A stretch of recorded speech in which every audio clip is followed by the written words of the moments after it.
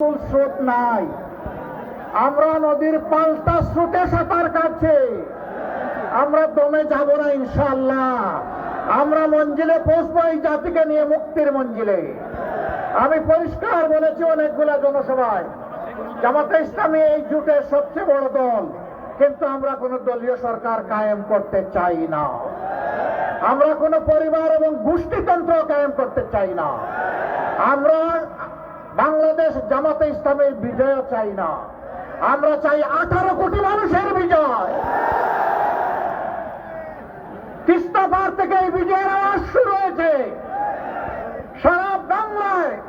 আলহামদুলিল্লাহ, এখন মুক্তির পক্ষে গণজোয়ার শুরু হয়েছে। এবারকার এই গণজোয়ার মানে 24-এর সেই আন্দোলনের তেজ।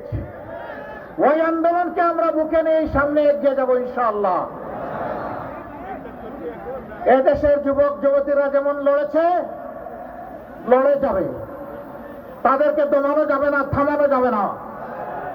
মায়েদেরকে বিশেষ কৃতজ্ঞতা। এই আন্দোলন প্রথম জ্বলে উঠে 15ই জুলাই, যেদিন আমাদের কলিজার টুকরা মেয়েগুলার হাতে গায়ে হাত দিয়েছিল ঢাকা বিশ্ববিদ্যালয়ের সন্ত্রাসী গুন্ডারা, ওই রাতেই বাংলাদেশ জ্বলে উঠেছিল। এরপরে আমরা দেখেছি কামানের সামনে দাঁড়িয়ে আমাদের কলিজার টুকরা আরেক মেয়ে বলেছিল, পিছনে পুলিশ, সামনে কি বলেছিল, সামনে স্বাধীনতা। স্বাধীনতাকে বেছে নিয়েছি, প্রয়োজনে জীবন দেব। এরাই আমাদেরকে শক্তি জুগিয়েছিল।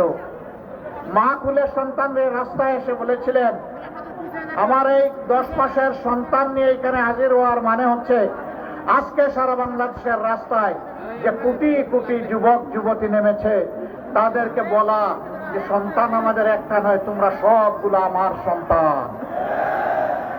সাংবাদিকরা বলেছিল, মুহুর্মুহু গুলি, একটার পর একটা লাশ, আপনি কেন অবুঝ বাচ্চা নিয়ে এখানে এসেছেন?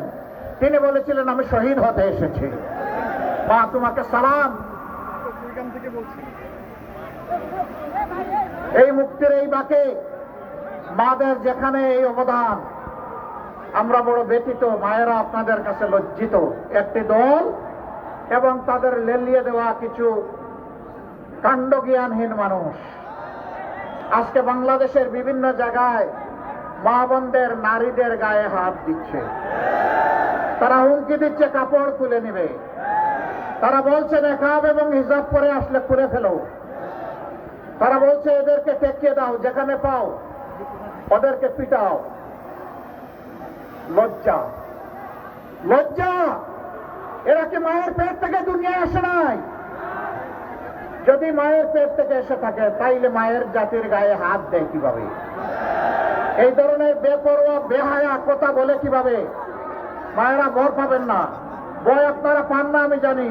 তারপরে আপনাদের সন্তান হিসেবে আমাদের দায়িত্ব আপনাদেরকে শক্তি সাহস যোগানো। আপনারা লড়ে যাবেন, চোখে চোখ রেখে কথা বলবেন। এটি আমার বাংলাদেশ। এই বাংলাদেশে আর কোনো জমিদার মেনে নেব না। এই বাংলাদেশ হবে ইনশাআল্লাহ জনগণের বাংলাদেশ।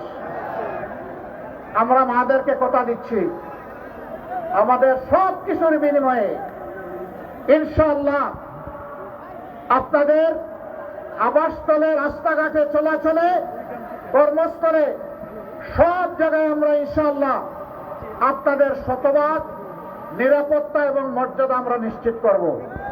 এটি আমাদের 1 নম্বর অগ্রাধিকার। এই দেশে আমার মায়েদের কোনো নিরাপত্তা নাই। এই দেশ আমার হতে পারে না।